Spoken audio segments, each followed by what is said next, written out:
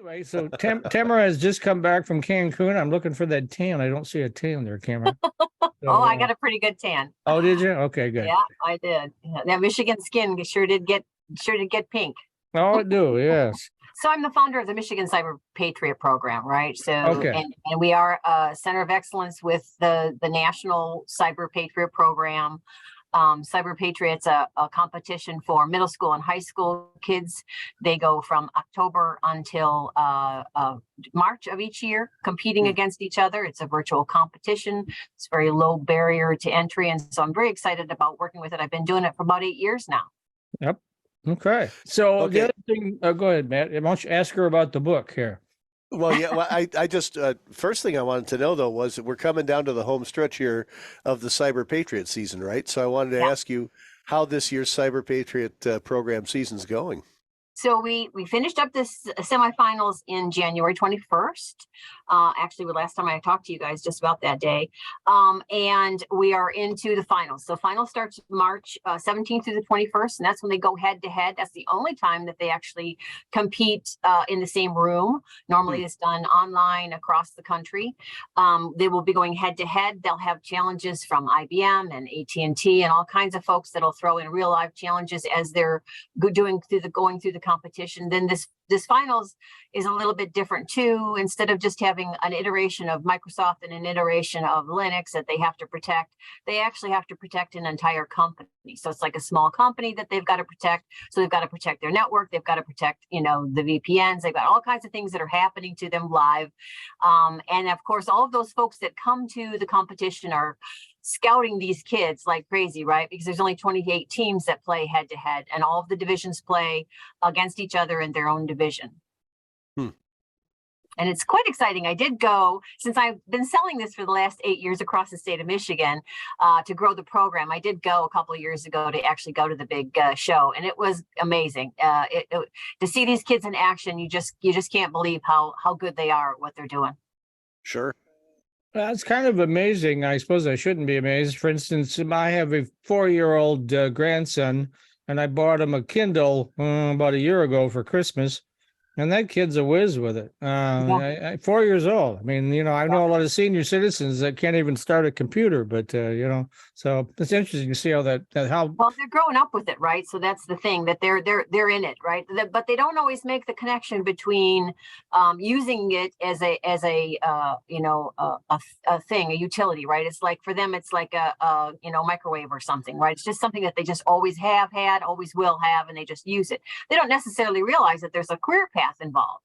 And so that's what I'm trying to do with the Cyber Patriot program in the Michigan schools, is to get the word out that there's a pathway. There's an educational pathway that leads you to a really profitable job. Yeah. And it's a job right now with zero unemployment, and people are fighting over those folks. I mean, and that's part of what I'm doing for the Auto ISEC on my full-time job, is training people who are currently employed or will be employed to get them up to speed on cyber as well, because it's just not being taught enough in the schools quick enough for us to have the people that we need in those jobs. And so I want the Cyber Patriot piece is, teach it early and often, right? As far back as we can get, because like you said, he's 4. He's not even in kindergarten yet. And he's, he knows how to maneuver on the internet and use this gadget. So we want to make sure that he knows how to keep himself safe. Yeah, my daughter is blocking him on TikTok and things like that. She's restricting him to where he can go, because he discovered TikTok real fast and he'd like to watch all those videos, and she didn't go for that too much. Yeah. I mean, there's a lot of stuff out there it's amazing, the things that they can do. So I was traveling, like you said, I was traveling last week for vacation, and my grandsons were with us. And anytime we had a question, they just looked it up on their phone. It was like, what kind of bird is that's flying above, and they just looked it up on Google, matched it up with the bird, and boom, we knew it was a frigate, and that was flying overhead. So it's a great tool, but we have to make sure that they're protected. Yep. Yeah, it's funny. I was talking with my daughter a few days ago about childcare, and she actually posed a very innocent question that kind of made me laugh. How did you guys find childcare for us before the internet? And And I had to tell her that there used to be these organizations called the Child Care Coordinating Council, that every county had one, and you actually got a printout. How quaint. The child care providers listed on sheets of paper with phone numbers. So yeah, that's how we did it. And people don't even think of that anymore. No, Well, absolutely. I don't even remember numbers. In fact, when I was trying to do the exchange, I couldn't count. I couldn't make the conversion quick enough. And the lady that was waiting on me, she said, "It's because of cell phones. We don't know we can't do numbers anymore." And I'm like, "It's not wrong. I don't, Yeah. I can remember all of my phone numbers from when I was a kid, but I can't remember to tell you right now my family's numbers because they're just they're an icon. You push the Right. icon, Sure. and Sure. so." Well, Yeah. we know how dependent we are on this technology, but let's talk about how we stay safe on it, which is your specialty. You have written a new book. It's called Teaching Cybersecurity, a handbook for teaching the cybersecurity body of knowledge in a conventional classroom. So, talk about that a little bit and why you decided to concentrate on the conventional classroom setting.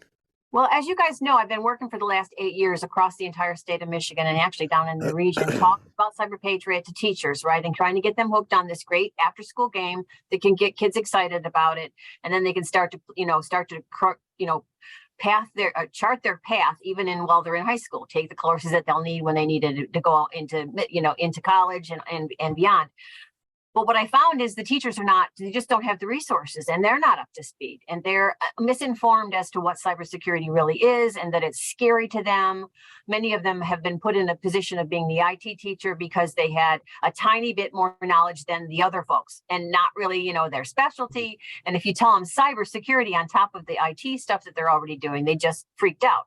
So I really looked out there and tried to find as many resources as I could. I worked at the state level with some folks to try to get resources together for cybersecurity, and there just isn't a lot of stuff out there.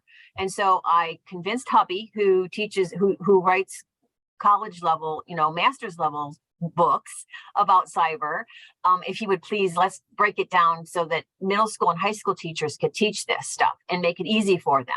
And so we did for the last year. He and one of his writing partners, Ken Ziegler, we all got together and we worked on, and we used the curricular guidelines for higher education. And what we did was we filtered it down so that we broke it down to the things that they could teach in middle school and high school that will then help them in high school, then will help them when they go to college. And so that it'll all be lined up nice, right? We're not teaching them something completely different. One of the things that I noticed when I was going across the state and talking to all these teachers is they really think, well, we teach code, so we're teaching cybersecurity. And I'm like, no, you're teaching code. And if you're teaching secure coding, yay. But you're teaching code, and that's not cybersecurity. Cybersecurity is a very large field with an awful big diversity in what the different pieces and parts are, and you're teaching a really, really tiny component of that. And so we really wanted to make sure we got this resource in the hands that belonged, and that we also made sure that it wasn't something that was hard to implement, right? So it's a real conversational book about, a teacher gets told that they got to do now you have to now put cybersecurity in your classroom. It's, and then you're on your own. And I've had these discussions with teachers, right?